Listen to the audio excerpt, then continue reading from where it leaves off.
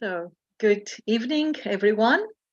We wholeheartedly welcome you all, esteemed delegates and friends, to Panorama International Literature Festival 2023, conducted by Writers' Capital International Foundation worldwide. I'm Secretary General and PILF Chief Coordinator, Irindura Kavadia, extending you a warm embrace from Athens, Greece.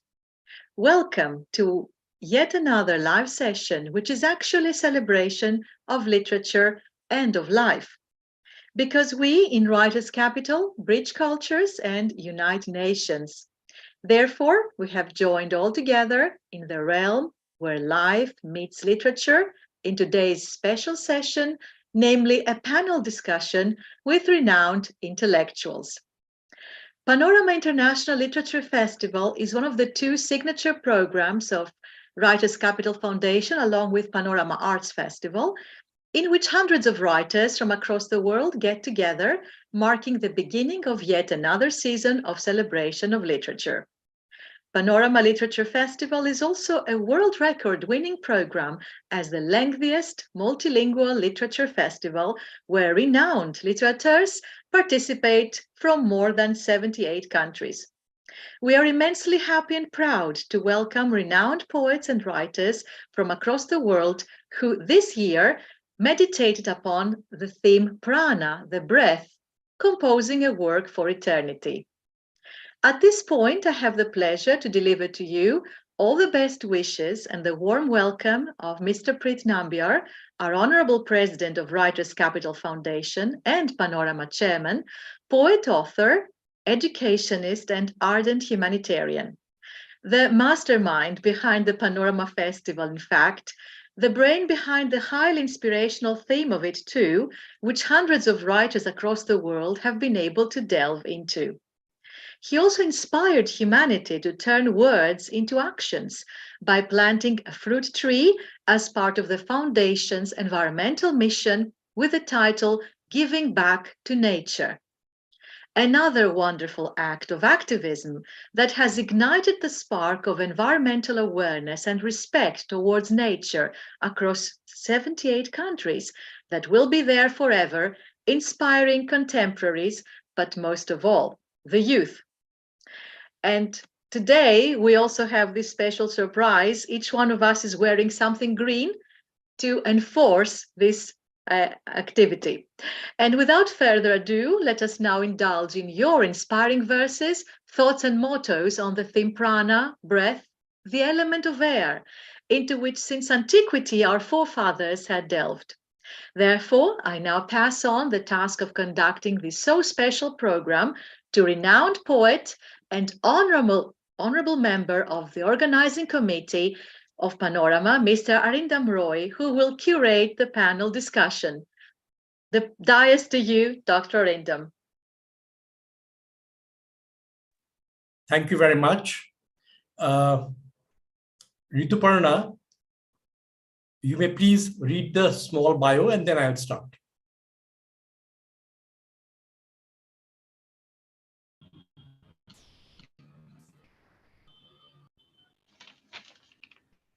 Arindam Roy, our curator, with 4 decades in journalism, is the founder and editor-in-chief of Different Truths, KKPC, and director, Business Strategy and Corporate Communications, PILF 2023. He held senior positions in several media houses. He co-authored 4 coffee table books, an academic book, edited and translated 30 books, published 4 international poetry anthologies, 6 CTBs as sole author by the Times Group are awaited. He received several awards and co-authored a novel, Rivers Run Back.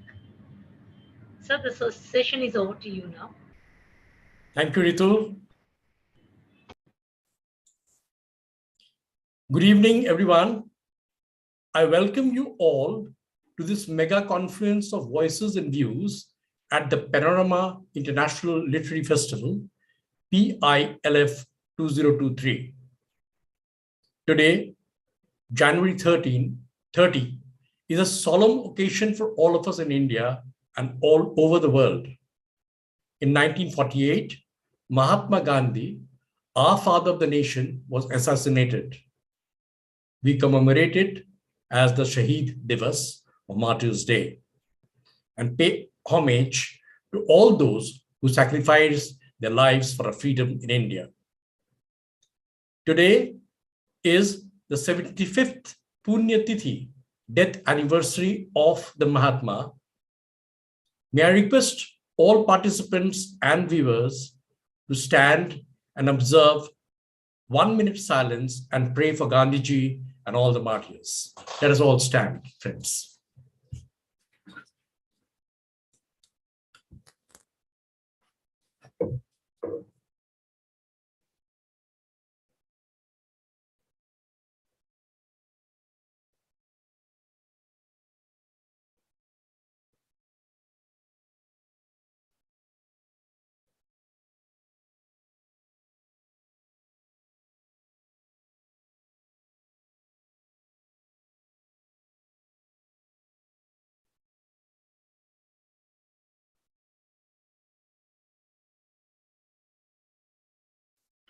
Thank you.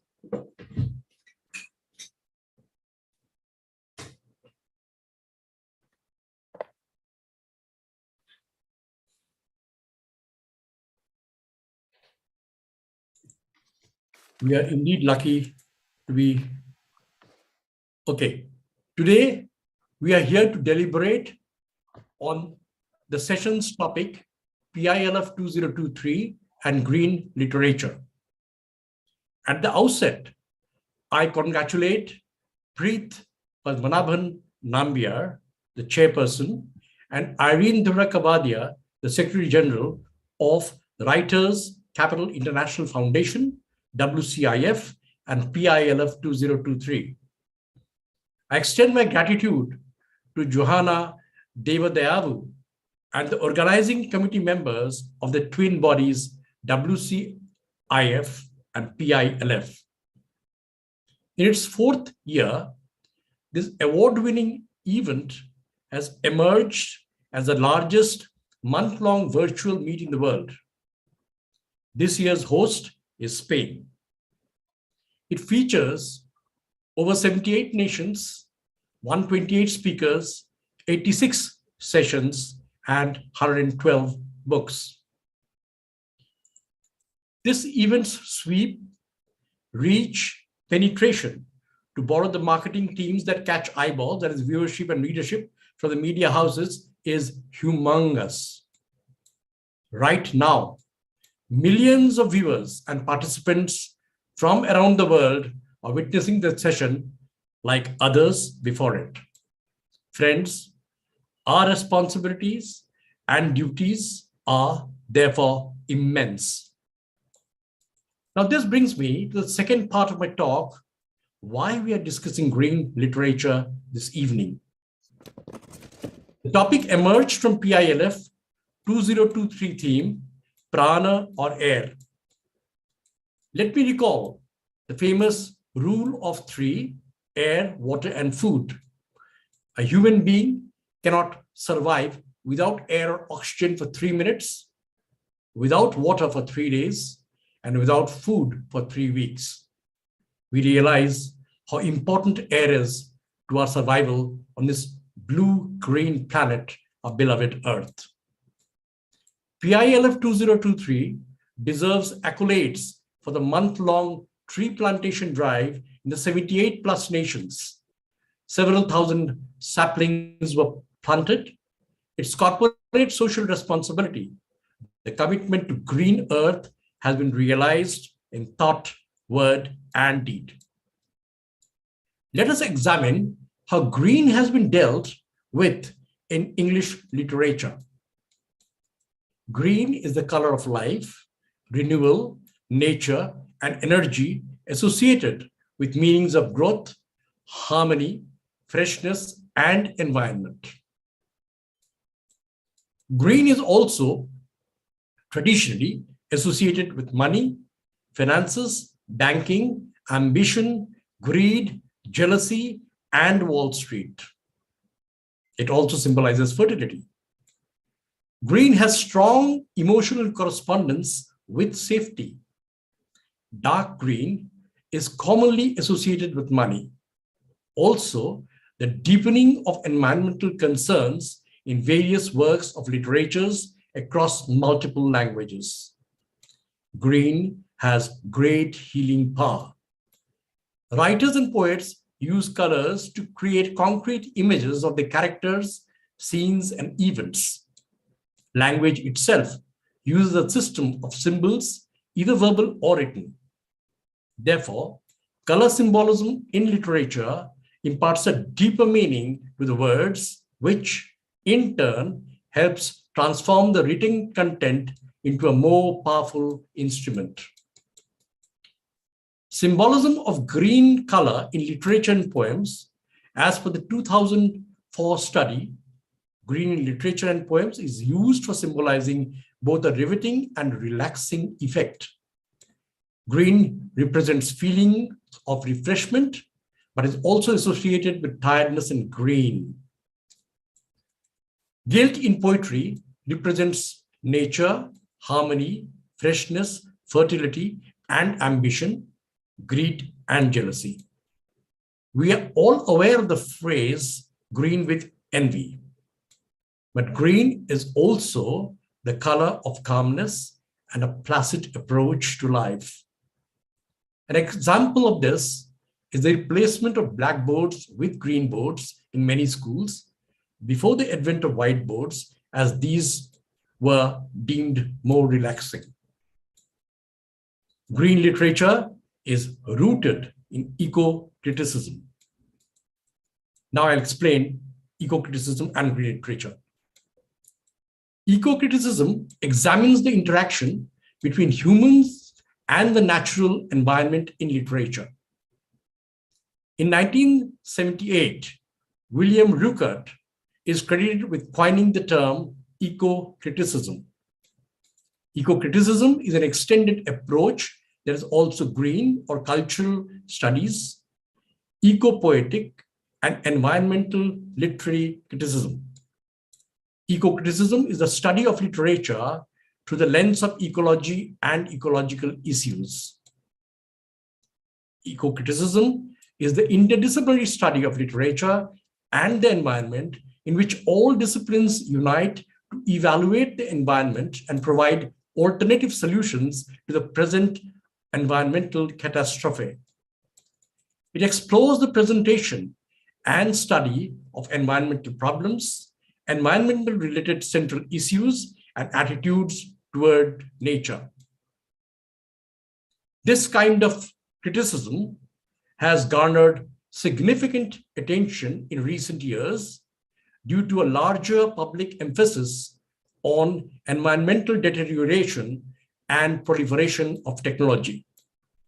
Thus, it's a new method of analyzing and evaluating literary works, which offers new dimensions to literary and theoretical research.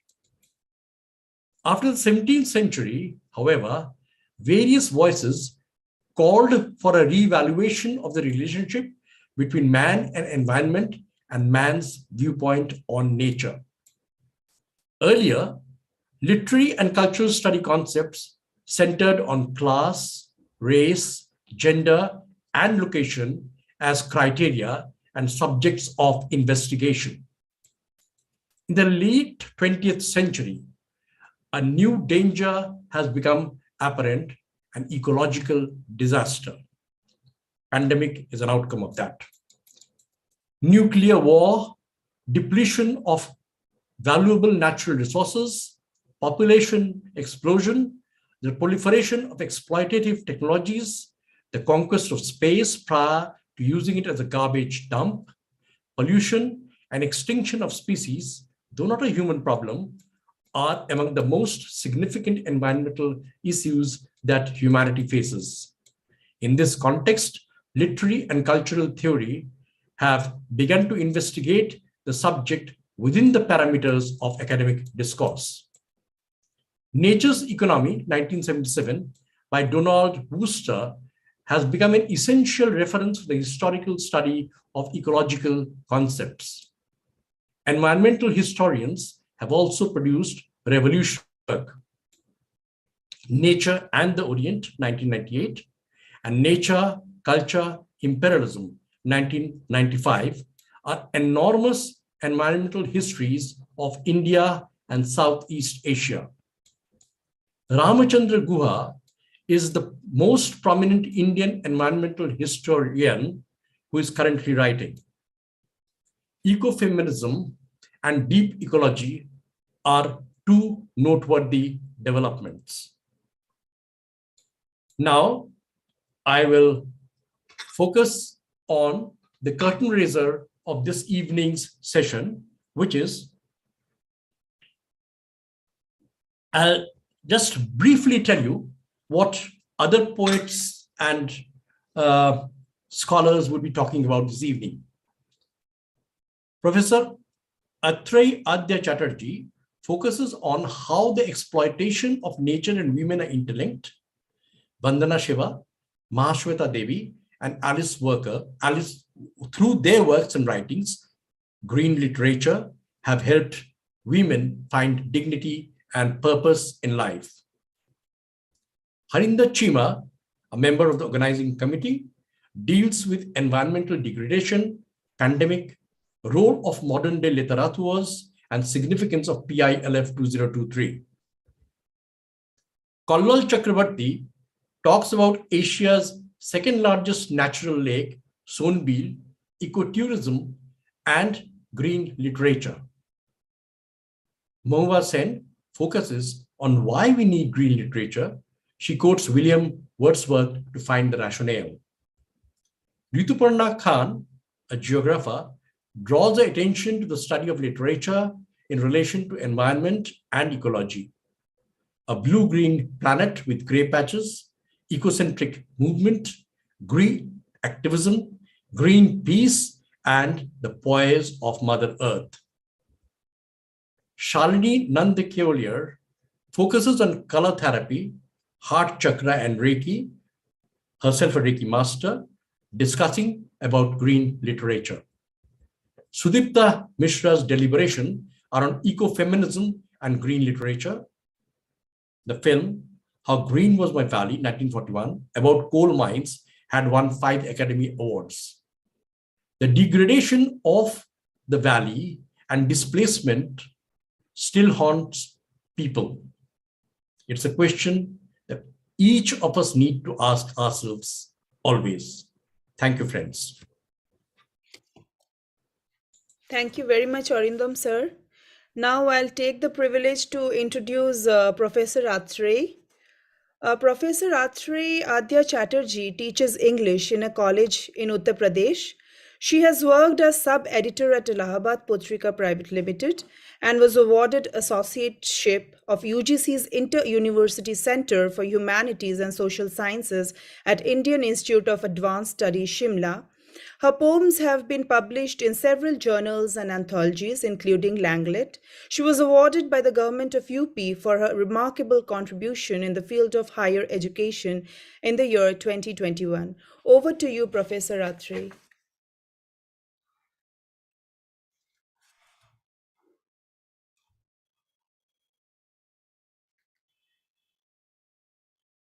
I think you have to unmute, Professor Atray.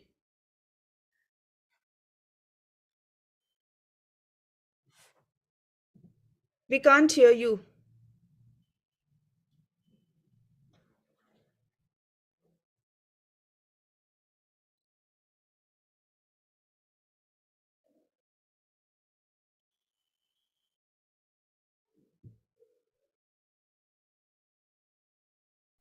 Atray, have you unmuted yourself?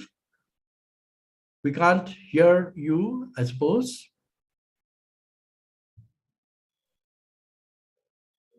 While there's a technical issue, Rituparna, you may please call the second guest and we'll call her just after this.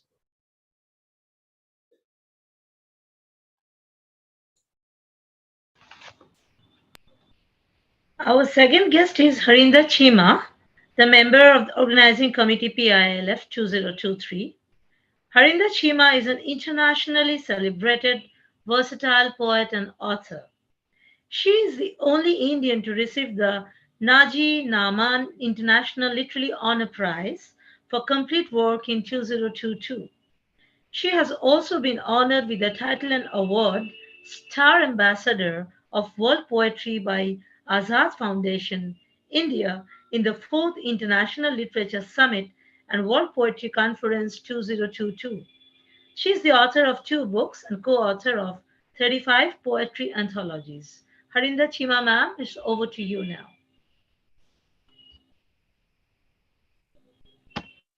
Thank you so much, Rituparna. Can you hear me?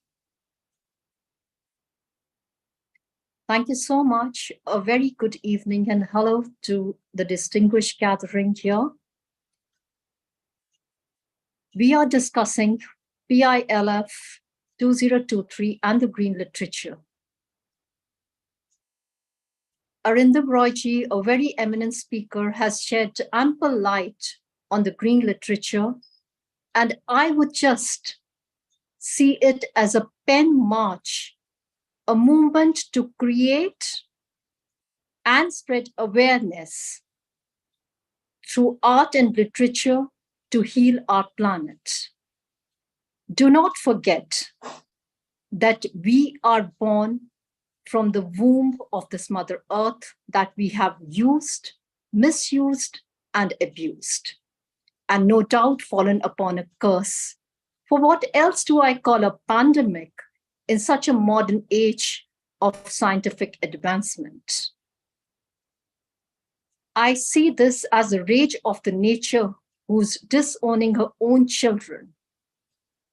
And we, the literateurs of the world, have a larger responsibility now to unite and speak in one voice, to cry, to scream, to shout through our writings, to raise a strong voice, and to make a relevant noise to heal our planet.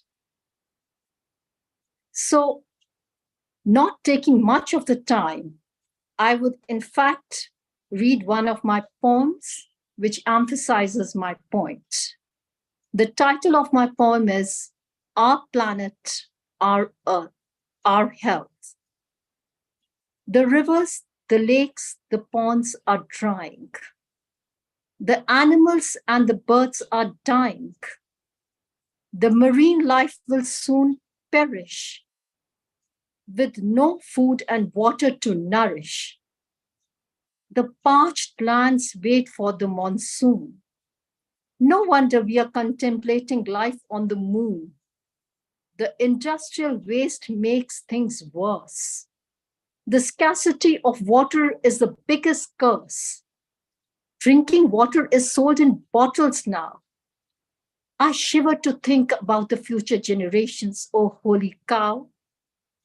And now trips are being made to the Mars to plunder the resources of the other stars.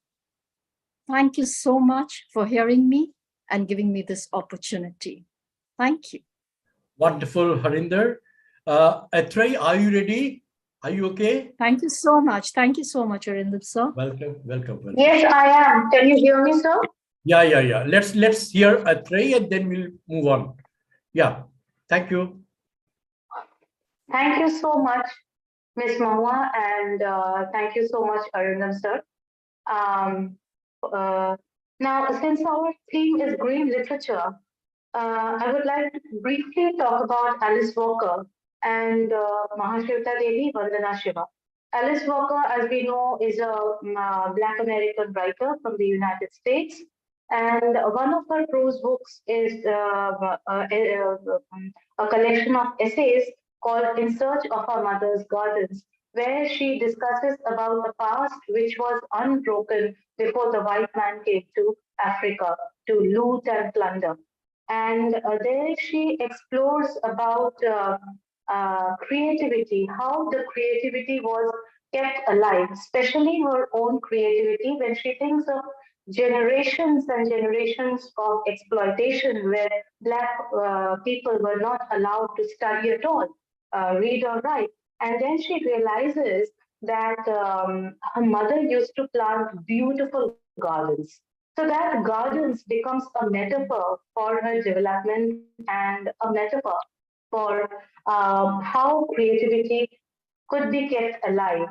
The same garden that Vandana Shiva talks as, Vandana Shiva calls it a garden of hope. And she says that each one of us should plant a garden of hope.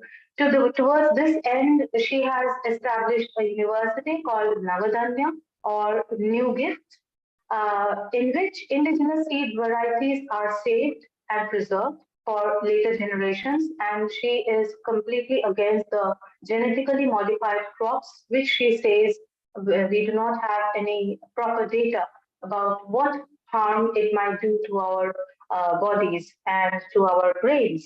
Then we come to Mahashweta Devi. I'll briefly talk about Mahashweta Devi. She has worked a lot. She had worked a lot with the tribals in Bihar and West Bengal called the Santhal Parganas. And there, through her writings, she has brought out how people have just exploited them. Her short story, Draupadi, a collection of writers called Breast Stories, her five plays, her story collection after Kurukshetra, where she underlines how people and especially women have been exploited. And since we are talking of green literature, they have all contributed in some way through their writings and through their activism towards greening our planet, towards preserving this little green that we have. I would like to conclude by reading a few lines from my poem called Breath of Life. The dusty earth waited for a fresh breath of air and a cool shower of rain. The tender leaves of garden plants wilted in the punishing heat. The sunflowers in my garden couldn't withstand the scorching sun. The sunbirds only hovered around, teasing the parched flowers. The hot air dried the sap of every tree and plant until just dryness waited. At last it came, first with a murmur, then a rumble, and then a rushing torrent. The earth went wild with frenzy. Its limbs became liquid to hold the rainwater forever within herself, to dance in ecstasy as it filled the dry caverns. And as the rains ebbed and the clouds heaving and shuddering ceased, the earth watching with joy, small rivulets ran down its gullies and valleys, and droplets dripped from little leaves, took them up and drank deep to quench its thirsting tongue. The air in my garden filled up with the smell of blooming flowers and the chirping of birds, a riot of joyous colors. Bathed in rain, she took a form as soft as clay, to be molded and made into 1,000 glittering shapes. I hope our efforts at PILF is similarly able to end the dry spell and begin a fresh new lease of life of greenness. Thank you so much. Thank you so much, Professor Atre, for your wonderful words. Now, may I please invite Mr. Kollol Choudhury? Mr. Kollol Choudhury is a bilingual poet, short story writer, translator, researcher, and social activist. He has 9 books to his credit. His short stories, translations, and folktale appeared in the 3 volumes of Oxford University Press.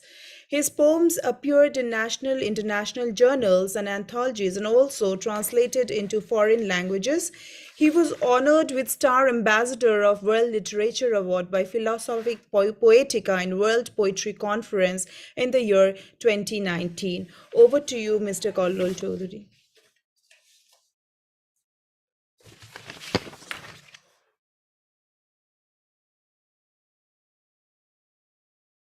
Please unmute yourself, sir.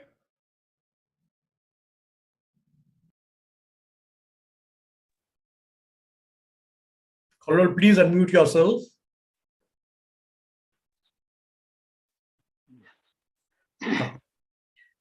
I shall talk on a natural lake which is called Songbil, which is about 40 kilometers from our district town of Hailakandi, Assam. It is second largest bill in Asia. In this bill, in this natural lake, the way siltation is occurring, a time will come when the very existence of this natural lake or bill or wetland will be in jeopardy. There are 69 species of fish, a good number of species of aquatic plants. If we are to save the mother nature from inhuman activities of people, we should come forward to conserve such type of wetlands or natural lake of biodiversity from being extinct in future. One nonagenarian, Mr. Sukumar Das, the retired headmaster of a primary school who passed away last year at the age of 97, told me that 50 years back, this natural lake, this natural lake had more species of fish and aquatic plants and was much larger in size than what it is today. It is a matter of great concern um, that many species of fish have become extinct. Now, regarding green literature, many poems and short stories were composed and are being composed on this Sunville, the natural lake. It is a pity that till today, uh, no government agencies come forward to develop this lake, natural lake, as an eco-tourism site. I request in this World Forum so that Government of India and Government of Assam come forward to save this natural lake from utter misstep. Now, I shall read out my poem here. Air is everywhere. But what is lacking is fresh air. We can't see it, but feel its presence. Life should be impossible in its absence. For prana survives in the air. It is our duty to keep pollution-free atmosphere. We should grow trees to make green, to make the earth a better place to live in. Though storm makes trees uprooted, our awareness to protect Mother Nature should be mooted. I, I express my gratitude to PILF, especially Preet Nambiar, CEO and President of PILF, Panorama International Literature Festival, and other persons related to it for inviting me in this August Literature Festival. Namaste.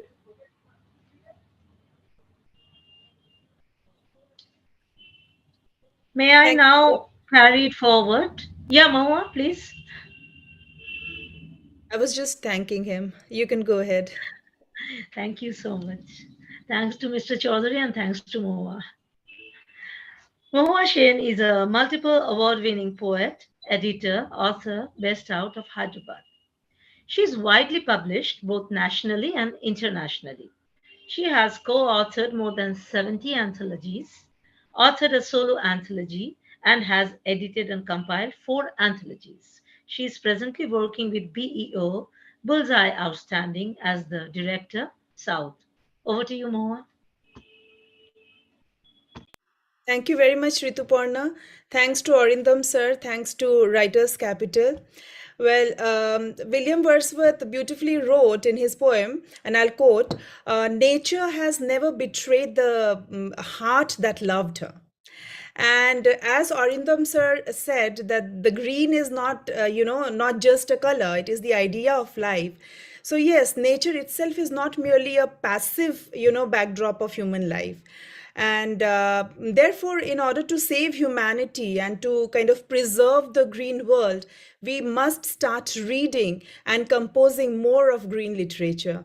And this green, literature is the form that is shouldered with the responsibility of kind of celebrating the environment positively, and of course to spread awareness, to conserve it, and to care, cosset, and nurture it the way we nurture our child, and extensive reading and research, I think, makes it powerful, a very powerful impact on people's psychology and ideology. And thus, reading green literature is inevitable, for a green world. The bard Rabindranath Tagore, besides, of course, many others, had composed remarkable poems on nature. And Rabindranath's way of, incorporating nature and environment ignited environmental consciousness in the readers. And Tagore practically, attempted to preserve nature because he had deep fascination for the rural beauty. And he mentioned it in many letters, poems, essays, and all. And when I talk about this, I'm also reminded that, Tagore wrote a sonnet in I think 1896-97, in which he wrote, give me back the wilderness and take away the city. And his urge to save the green world is still relevant. Don't you think so? And if we talk about the contemporary writers, I'm really very impressed by what Shumona Roy writes. She is a well acclaimed poet and a writer from North Bengal, and she has written a book called How I Became a Tree. And she says that she has immense love for trees, and she considered tree as a friend, and she talks to trees, and she kind of understands she can empathize with trees. And I'll not take much time. I'll just read few lines from one of her poems, which is titled as I Want to Be a Tree. It goes like this: I want to be a tree, as naturally branched as the body's posture in sleep. To woo birds, they avoid men and motion to sit on trees. I want to be a tree. Ere a doll between my leaves, prayer as inconsequential as mimicry. Only blood needs religion, and so there's none among plants, only love as accommodative as a paragraph. So beautiful. So I feel if each one of us, can love trees and the environment in its totality, I think, and if each one of us can, promote green literature the way we are doing right now, we can create, develop, and, implement a system of change, and we can create a safe haven, a better place where, we can breathe better, perhaps. Thank you. Thank you so much, Mohua. And over to you again.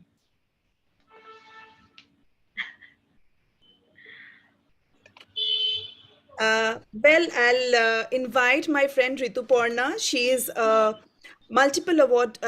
She is by profession a geographer, and by passion a poet, a brilliant poet, I would say, and an author drawn in her own world of dream weaving. I like that, Rituparna.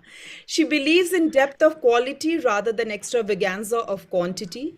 She loves to experiment with her literary works. Three collections accredited to her creative treasures are Tales Told and Untold, a short story collection, Melting Thoughts, Emotion in Motion, a book of poetry, and Homecoming, a novella.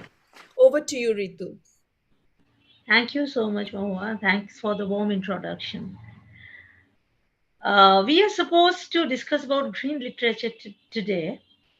By green literature, what I mean is that there has been increasing environmental debates that have fueled interest in the study of literature in relation to environment and ecology. And being a geographer on this slide, the term green literature has been coined, which I could understand and I could decipher. This blue green planet revolves around the sun in her own path with its own glory. It has an emerald aura, and this aura is distinctly visible from space. But Unfortunately, the paradox lies in the fact that human activities in the present day world have tinted her with grey patches and that are increasing their shares by and by. This is a very sorry picture. Keeping this crisis into consideration, the concept of green literature has come into the present scenario, which speaks about variety of literature that promotes nature and protects nature. Green writers are those who are determined to call for protection and nature conservation. Literally, environmentalism is the new genre of ecocentric movement that has taken up the baton to move ahead with a marching song of attuning back human activities to the rhythm of nature. It's a kind of back to the greens. Green peace is the most phenomenal requirement of the hour for our globe to render our earth back her lush green canvas that is to be painted again in harmony with humans and environment. And humanity needs to use brush strokes of green activism through their literary works to bring back as well as to enhance our awareness to sustain the poise of our Mother Earth. And when I speak of Earth, I would like to conclude with a poem, Earth. Cocooned out of the womb, a newborn dreams so much of a world of bliss. That bliss loses her reality. Where has she come? Here depression sprinkles pain, rendering the withered corpses bloodless. This earth in tints of green is camouflaged to gory infernal hue. Blood in obscurity is the abode of humankind. Fear is fearless, treading every once trodden human path. Heaven falls to hell. Where is earth? Where is earth? Thank you.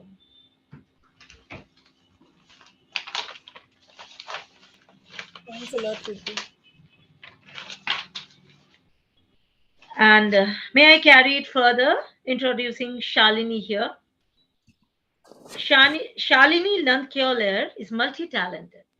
She has a diploma in acting from the New York Academy of Theatrical Arts. She studies English literature and philosophy and has a degree in business management. She is painter, singer, and has a music album of bhajans. Poetry is her love. Her poems are exquisite, full of beautiful imagery, and dripping with wisdom. Her poems have been published in various magazines, and she is a Reiki master. Over to you, Shalini ma'am.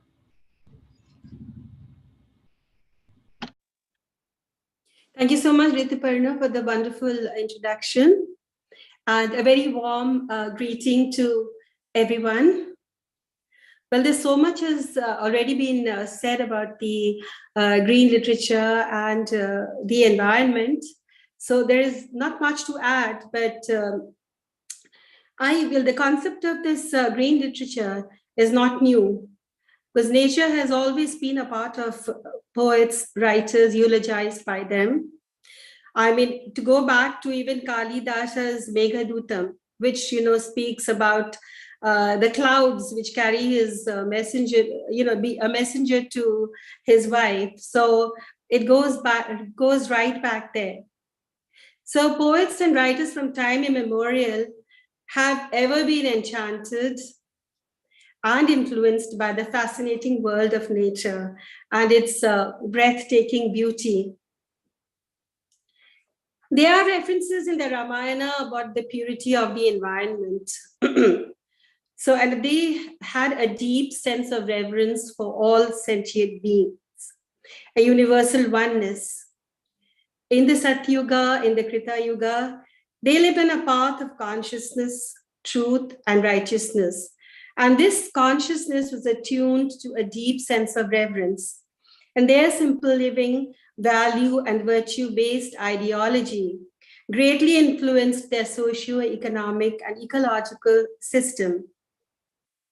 They say that when the environment is conducive to everything, Rains came in their perfect timing. Flowers blossomed in their perfect timings. Trees gifted their oxygen and traded carbon dioxide. There was a harmonious, happy coexistence. And I must say, even we're talking about abuse in the environment and felling trees mercilessly, abusing every part of nature. I was really struck when I came across this wonderful truth that in our Vedic times, when a tree was being cut in the forest, they would choose a tree which was already old, dying. And even with that old tree, they would come and pray to the tree, asking permission for it to be cut. After that, they prayed to all the inmates, the birds, the insects, everyone who lived in that tree to just, vacate the tree so that they were not harmed in any ways. So after several days of prayers, just shows their reverence for any form of life, which is so exemplary. Today we don't have that compassion, we don't have that. Mercilessly we go on felling trees, killing animals. So I think it was a big lesson to learn from there. And actually this was a great cultural heritage, and that I think went a long way to maintaining the ecological balance, because when this ecological balance is disturbed, that what gives tsunamis, we have floods, we have so many calamities that take place. And I feel it's the responsibility not only of writers, but I think it's a responsibility of every human being to be able to understand this, and that knowledge which comes with it, the awareness, and perhaps, yes, with writers, making to create this consciousness and this reverence that we are seeming to be losing.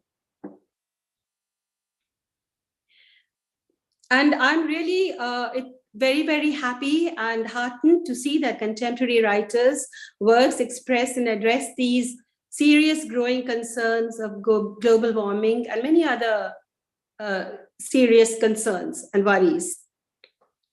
And I think Mahua just spoke about Shumana Roy, and her book. I mean, I really feel it would be sacrilege not to mention Shumana Roy's brilliant book on How I Became a Tree, a book which is absolutely remarkable. And I quote from her book, "I was tired of speed. I wanted to live to free time, tree time." So she writes this at the very start of her book, which is captivating, adventurous, and self-reflective vision of what it means to be a human in the natural world. Besides wanting to emulate the spacious, relaxed rhythm of the trees, she is drawn to her non-violent ways of being, how they tread lightly upon the earth, their ability to cope with loneliness and pain, the unselfishness with which they give freely of themselves, and much, much more. It's simply overwhelming. And the other day, I would like to mention, I was listening to some of the poems on breath, and Rupali's Sarkar Gaur's one line really held me captive, as she realizes that nothing is inert, and that is so true, because there is a thread of consciousness which goes through each and every atom of creation. So we have this kind of a knowledge to ponder upon. And as we are on this subject of the color green, it suddenly struck me this morning, and I was talking to Arindam, this thought flashed that green is the color of we have 7 chakras in our body, and green is the color of the heart chakra. And the heart chakra's positivity is love. And that is so beautiful, because, and through this love for the heart chakra, and the heart chakra is the one which connects the lower chakras, or which is called the Bhoga chakras, and the upper celestial chakras, which is called the Yoga chakras. So I think it's such a beautiful, wonderful observation that, this is the love, which is love, whether it's love for nature, love for the universe, the interconnectedness between each and every atom of creation is what is this binding force? I think it's uplifting force is nothing other than love. So I think I won't take up much time, and this is all I have to say. Thank you so much.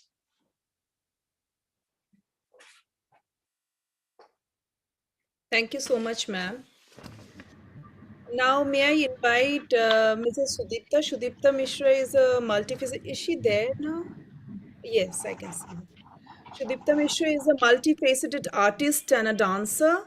She has weaved more than 100 books. Oh, her book, The Essence of Life, is credited with Amazon's bestseller, and The Songs of My Heart is scaling newer heights of glory. She garnered numerous accolades from international literary organizations like the famous Rabindranath Tagore Memorial. She regularly pens articles in newspapers as a strong female voice against gender discrimination, global warming, domestic violence against women, etc. She is pursuing a PhD degree in English. Over to you, ma'am. Hi, Mahua. Am I audible? Yes, you are. Actually, I have co-authored. How it is wrongly written, 100 books I have co-authored. I have not waived. I have only waived 4 books. Okay, to be honest. Okay. Hello, everyone. I just want to shed light on the topic of ecofeminism.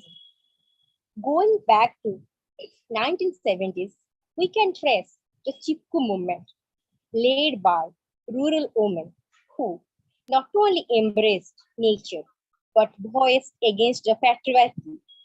They showed their concern to safeguard the mother nature.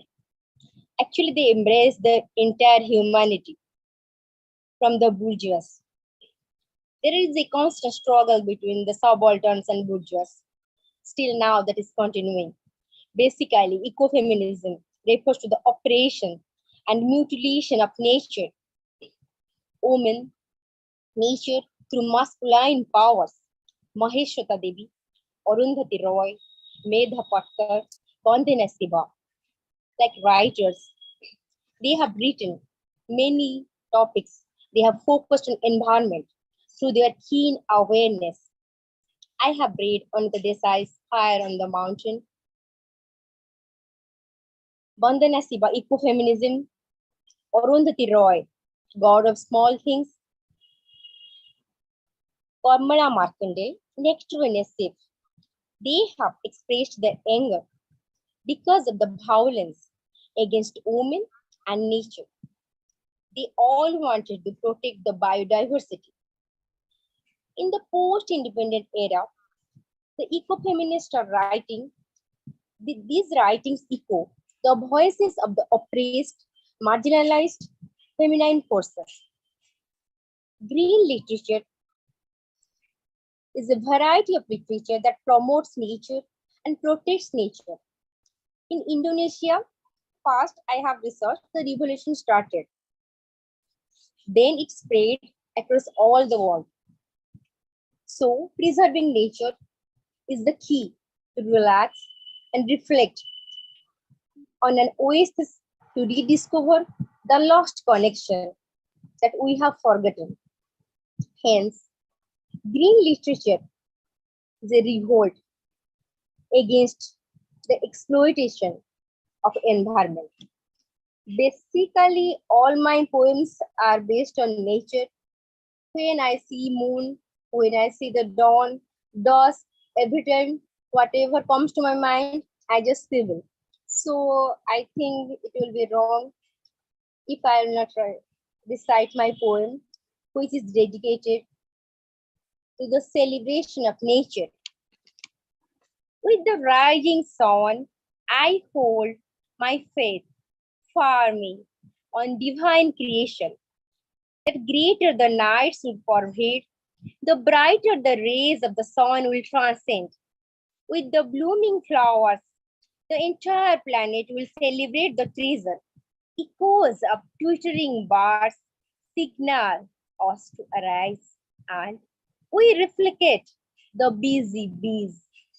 New ideas brew beyond the horizon. Hues of golden, orange, and brown sprinkle the seeds of a modern civilization. And from the breast of the vast sea, the rage of the sun play hide and seek. Fading of dewdrops from the ground captivate idle souls to ponder and wonder. By heralding new hopes, every glorious morn appears. Fresh wishes born like new chapters to rekindle the fire in lifeless matters. Thank you. I should not take much time. Time is going ahead. Thank you, everyone. Thank you, Dr. Sudipta. I'll invite Arindam sir to take it forward from here. Yeah, I'm unmuting myself. Okay. Thank you, Mahua and Vituparna are two vivacious poets. They are conducting the show so beautifully. Anyway, here's my little poem, not little, I would say a little lengthier, of storms, Shiva, Buddha, and life. Evening, drowned in the river that was rushing back home. Waves moved in time, the Godhuli cowbells. 1,000 birds chirped shrilly and floated like volcanic smoke on mighty treetops. Did the wings smell of wind? Did countless tiny bird wings flutter to create a tsunami on a deep, quiet, faraway seas? And when enormous ships tossed like helpless tiny paper boats on raging seas and storms, innumerable shrieks and broken breaths of men, women, and children froze and died in midair. No one heard the drowning rat's squeaks. A roaring storm churned the mirth of birds, the melancholy of men and mice, and formed a motto of eulogy and elegy. It painted pantomime masks, black and white, in a checkerboard design. Mannequins awoke in the dead of the night as winds clattered on the glass panes and show windows of stores and malls. Stiffed mannequins danced clumsily, grotesquely, like Halloween spring spirits, like Tagore's hungry stones coming to life at midnight. Wind chimes jingled in empty stores and houses, reminding us of the labored air of an old fan, a storm in a teacup, and a candle in the wind. Did these not remind us of life, with its frost on the roof, the wiggling fish in the pan? Ah, why speak about doom and gloom when we have salmon in the skillet cooking juicily? Serve these with chips and a dipping sauce.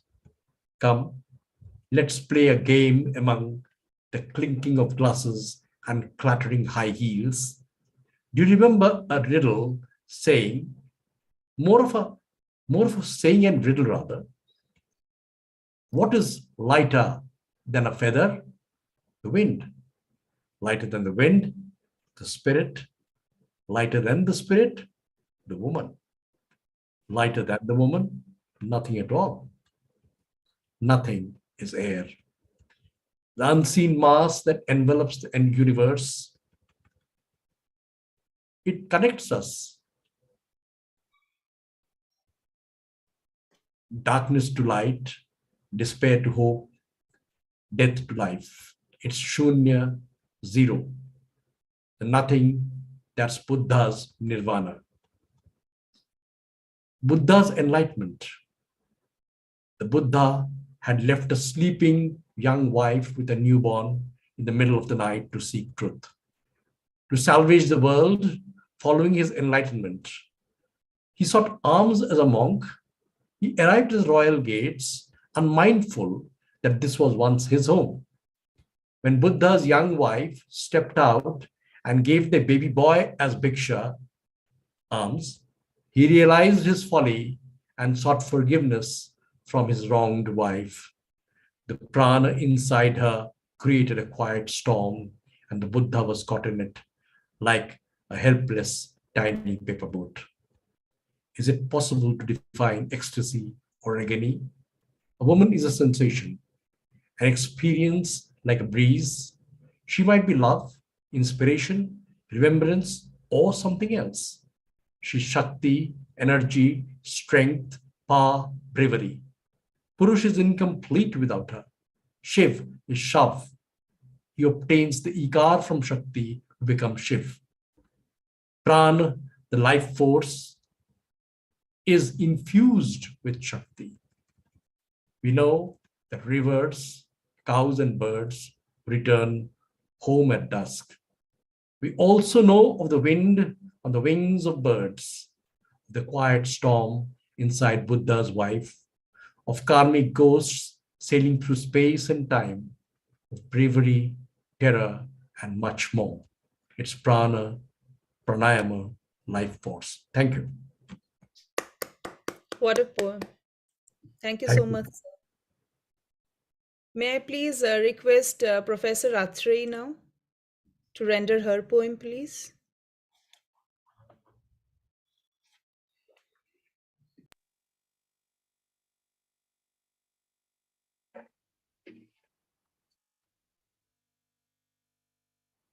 I have, hello, am I audible? Okay.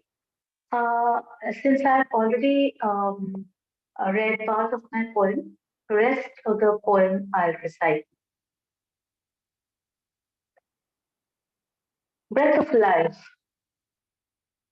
The forest stood in all its splendor, with its treasure trove of life, its flowers, fruits, berries, birds on the trees, peacocks, frogs, and snakes, rats, squirrels, dogs and cats, babblers, tree pies, barbets, and blue jays, fish swimming silently in the gently flowing river that meandered through it, fields of flowers and grass stretching endlessly on, and nothing to disturb the stillness except birds chirping on the trees. And under night's cloak, crickets and owls keeping time with the stars, and the white moon, which stood in the sky keeping watch like a sentinel over the forest that seemed impenetrable. But the silence and stillness was suddenly ripped apart as storm clouds rushed unannounced and sent their lashing rains like arrow darts that pierced through the dense foliage into the soft soil of the forest. And the stinging showers went deeper and deeper into the forest soil, penetrating every crevice and hole, flowing into the very roots of trees that till now had stood still. The storm clouds unleashed a madness everywhere, and the trees shook their branches that swayed in a wild frenzy of passion that matched the mad storms. The arrow darts still dug in, till they went to the very depths of the forest, and the river swelled up, raising itself higher and higher, until river, forest, and storm were one wild, ecstatic sway. The forest heaved and sighed as the storm poured and poured all its rage into it, until at last it quieted and lay down with a last quiver, having spent its wild energy. The river receded to its bed, leaving behind soft, damp clay, and the forest once again pulled up its quietness like a blanket around it, pregnant now with the peace that had descended upon it. Thank you so much.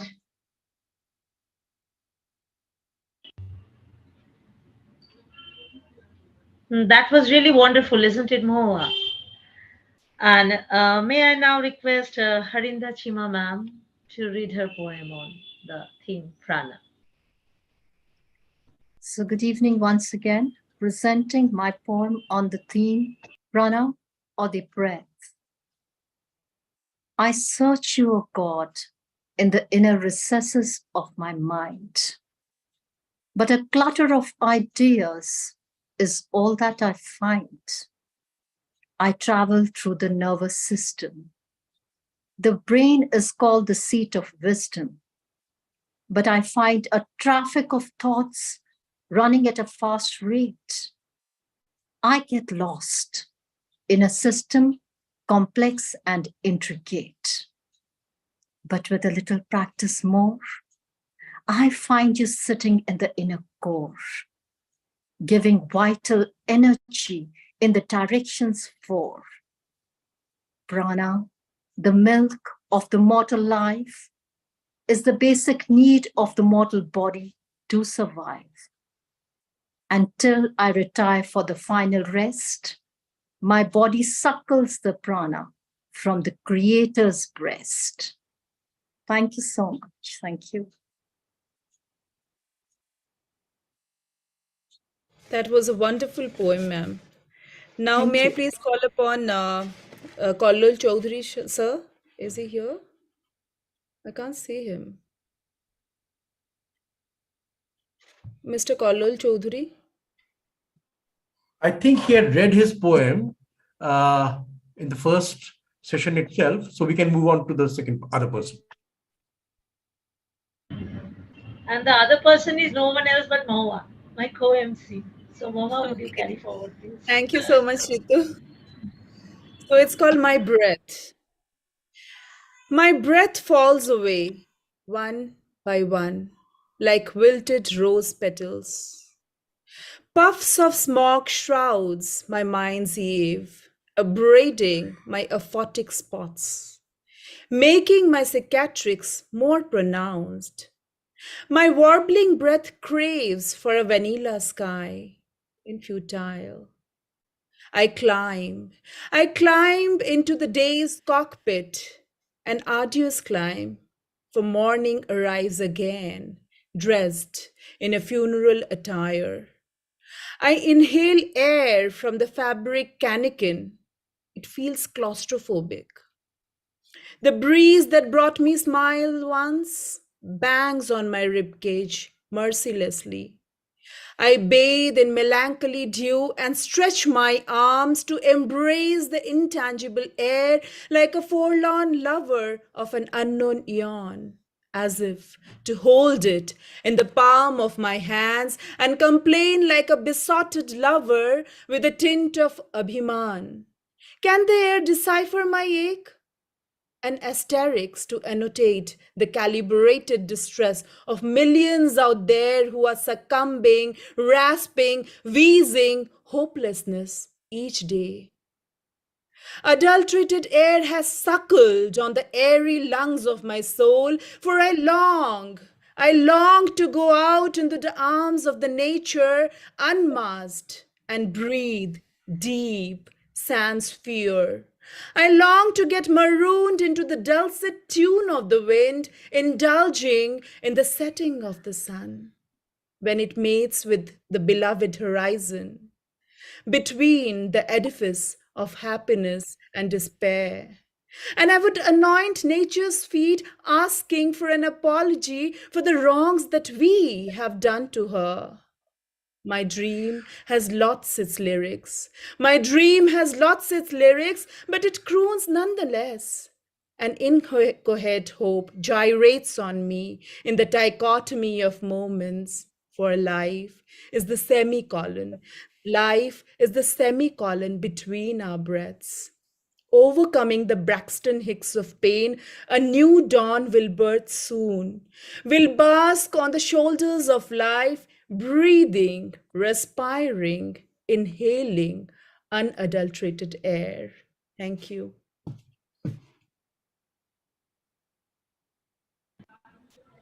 I just got carried away. So wonderful, Moa. Thank you so much. Thank you. So, shall I continue, Moa? Yeah, please. Thank you. It is Swear by Jove. I swear by Jove, oh darling, I have loved you forever. You are my porous layers, helping me to breathe. I have loved you forever. I swear by Jove, oh darling. You are those solar offsprings warming up my soul. I swear by Jove, oh darling, I have loved you forever. You are that moon-clad sky torching up my aura. I have loved you forever. I swear by Jove, oh darling. You are my breezy moving on, holding my spirits high. I swear by Jove, oh darling, I have loved you forever. You are those tiny grass blades kissing my footsteps to life. I swear by Jove, oh darling, I have loved you forever. You are that mud-tint soil, toiling my deeds with love. I have loved you forever. I swear by Jove, oh darling. You are deep, you are light, you are breathing in and out. You are the truth of universe. You are me within my within. I swear by Jove, oh darling, I have loved you forever. I have loved you forever. I swear by Jove, oh darling. And I in my poem with a message to the world, to the fraternity, that let us be in life and within life when we are alive in this world or in any other. We will always exist in some form or the other, traversing the multiverse. Hail life, hail universe. What a brilliant poem, Ritu. Thank you so much. And may I now request Shalini ma'am to render her poem?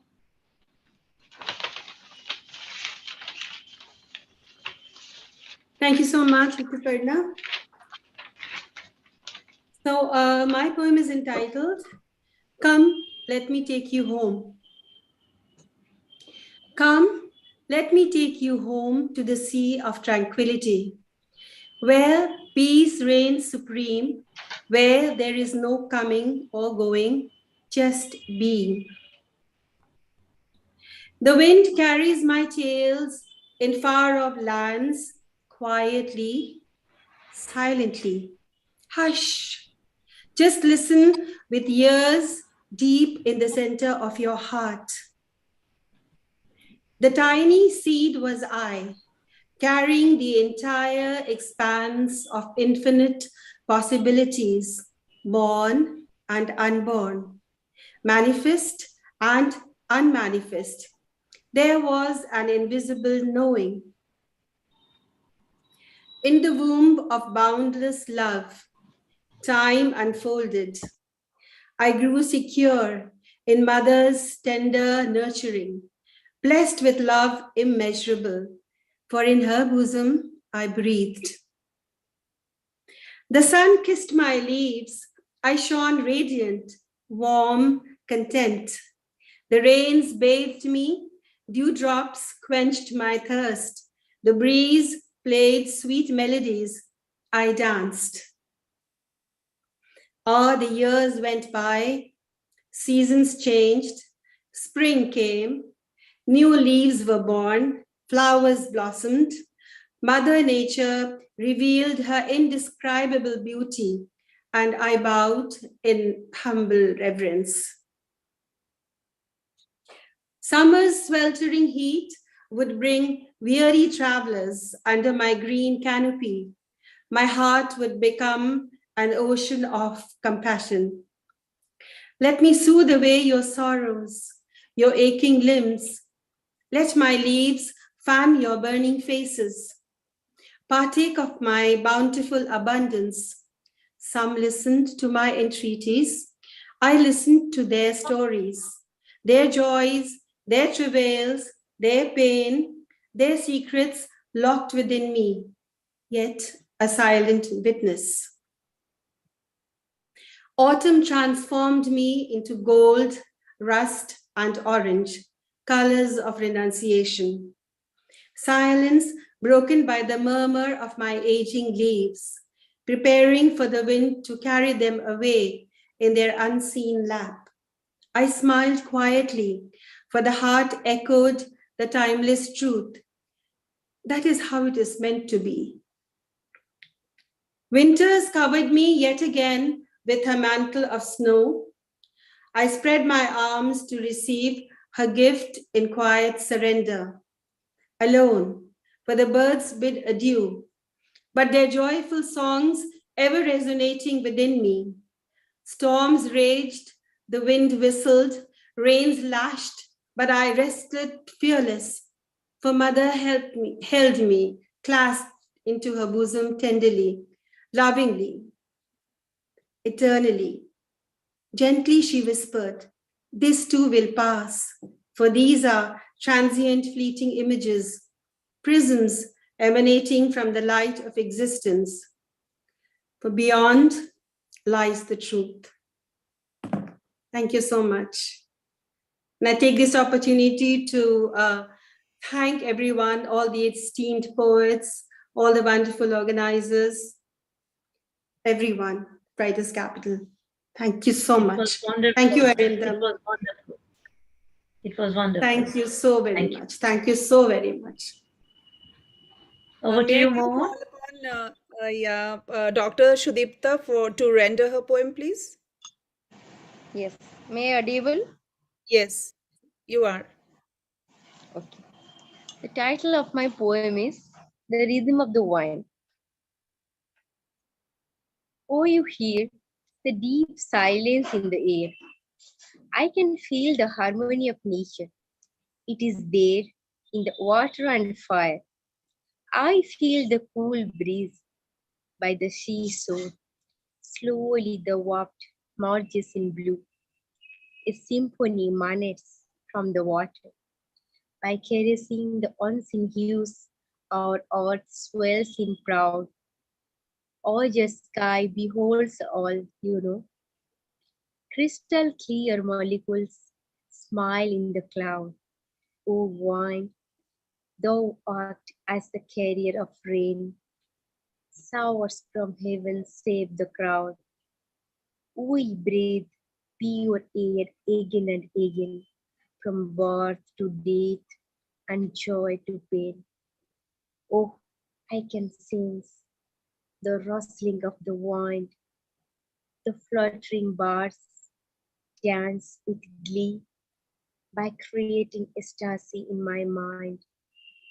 I lay down to hear the song of the sea, and I inhale oxygen like blessings. All other beasts share the same with me. Far from the hills, they head for the beginning. With them, I tread on my expedition. Birds slowly vanish in the murky evening. Every day, I nurture this cosmic celebration to express my humble thanks. O Lord, thou hast made such a divine reunion. O humans, you refrain from thy worldly sins. Be in this cosmos for a better place to breathe. Thank you, Arindam sir, for giving me such an opportunity. Thank you, Mohua. And You're thank you, welcome. everyone. I'll quickly announce the third round since Kollol is not here. So we'll have two songs followed by a vote of thanks by Harinder Chima. So Atrey, you have two lovely songs, I know, but because of paucity of time, please render a stanza each from the two songs, and then we'll move to Shalini, followed by Harinder Chima. Thank you. Over to you. Over to you. We are cutting short the introduction anymore. So Atrey, could we have you?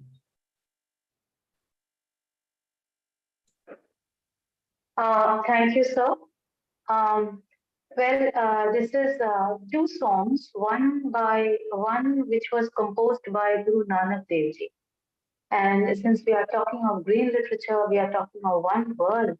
Guru Nanak Dev Ji was standing in front of Jagannath Puri, and he composed this song in honor of the world spirit. And another poet coming down ages much closer to my heart, that is Rabindranath Tagore.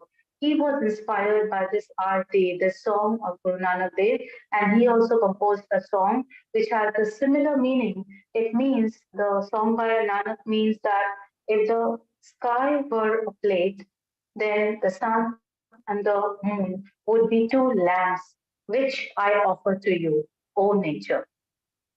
And Rabindranath Tagore's song, which goes like Akash Bhara Surjo Tara. It is like the whole sky is filled up with stars and moon and sun, and the same breeze that blows in the heavens and gives life to the world is the same that flows in my veins as blood. It is the same energy that runs through the universe and within my body. So I'll start with the bhajan by Guru Nanak Dev. And but before that, I would really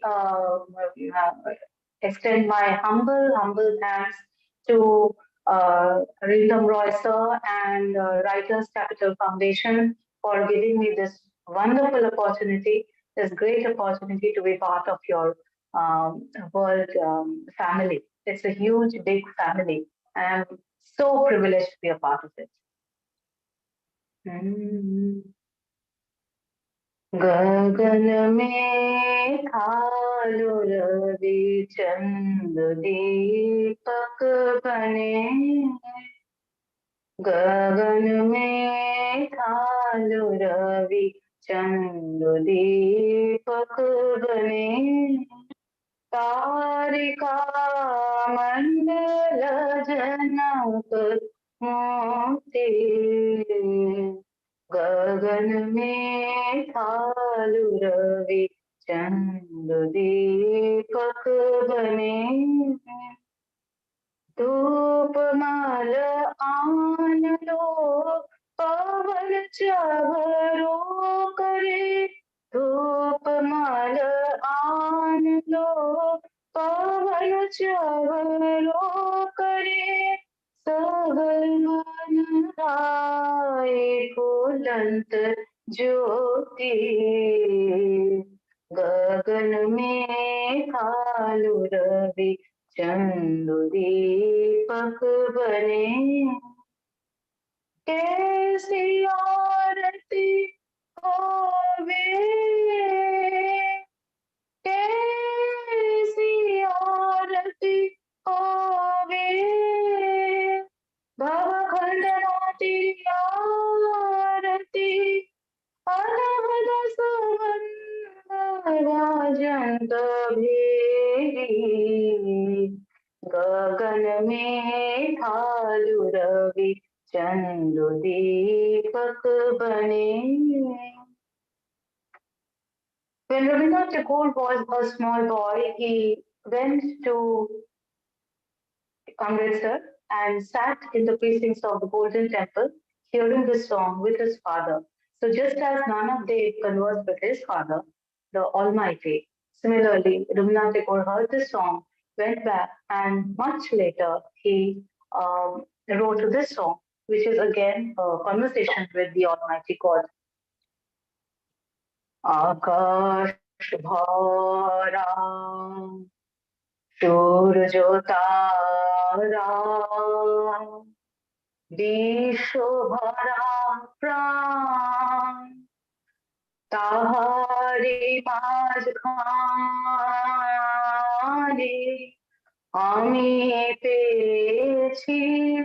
ami পেয়েছি মোর স্থান বিষয় তাই জাগে জাগে আমার গান আকাশ ভরা অসীম কালে যেহিলোলে জোর ঘন্টায় ভুবন দোলে নারীতে মোর রক্ত ধারায় লেগেছে টান টান, বিস্ময়ে তাই জাগে জাগে আমার গান, আকাশ ভরা। ঘাসে ঘাসে পা ফেলেছি, বনের পথে যেতে, ফুলের গন্ধে চমক লেগে উঠেছে মন মেতে, ছড়িয়ে আছে আনন্দের গান, বিস্ময়ে তাই জাগে জাগে আমার গান, কান পেতেছি, চোখ মেলেছি ধরার বুকে, প্রাণ ঢেলেছি জানার মাঝে অজানা রে, করেছি সন্ধান, বিস্ময়ে তাই জাগে জাগে আমার গান, আকাশ ভরা। সূর্য তারা বিশ্ব ভরা প্রাণ, তাহারে মাঝখানে আমি পেয়েছি মোর স্থান, বিস্ময়ে তাই জাগে জাগে আমার গান, আকাশ ভরা। Thank you. Can we have Shalini, please? One stanza from Shalini, and then we'll move on to Harinder Chima. Thank you so much. सागर तुमसे पानी लेता, सूरज तुमसे धूप, सागर तुमसे पानी लेता, सूरज तुमसे धूप, सांसें तुमसे चलती है भगवन, सांसें तुमसे चलती है भगवन, तुम हो दिव्य स्वरूप, हाँ तुम हो दिव्य स्वरूप, सागर तुमसे पानी लेता, सूरज तुमसे धूप, तुम बहते झरनों की कल-कल, तुमसे ही तारों की झिलमिल, तुम बहते झरनों की कल-कल, तुमसे ही तारों की झिलमिल, इंद्रधनुष के रंग तुम्ही से, चंदा की शीतलता तुमसे, रस भी तुम और रंग भी तुम हो, सारे तेरे रूप, सागर तुमसे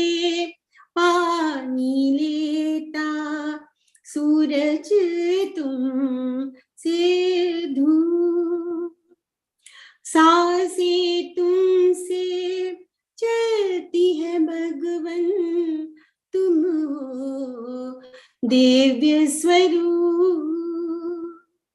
तुम हो, दिव्य स्वरूप सागर तुमसे पानी लेता, सूरज तुम से धूप. Thank you. Thank you, sir. Now we'll call on Harinder Chima to propose the vote of thanks.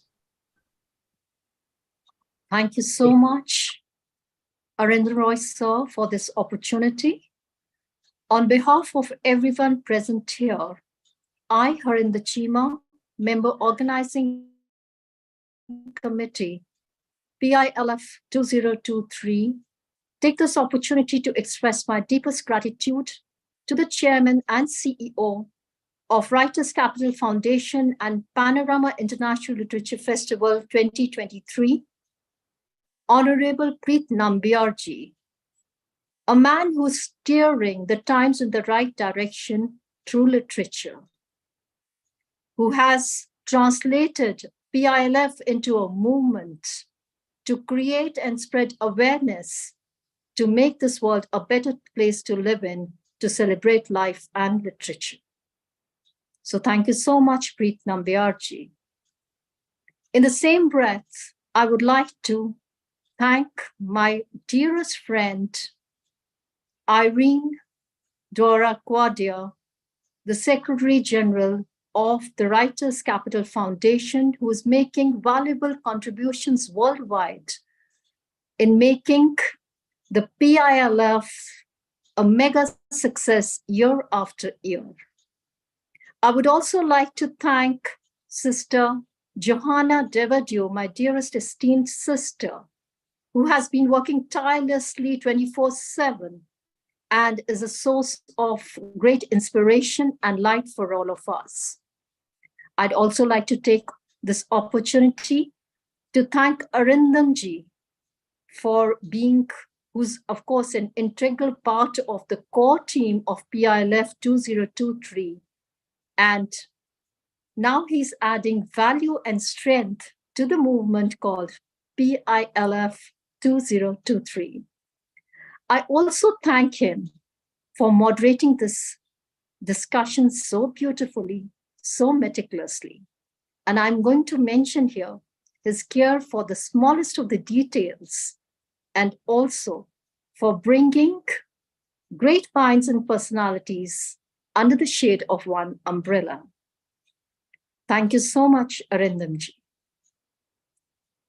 Now, on behalf of PILF, I'd like to thank each of one of you present here in this fruitful discussion.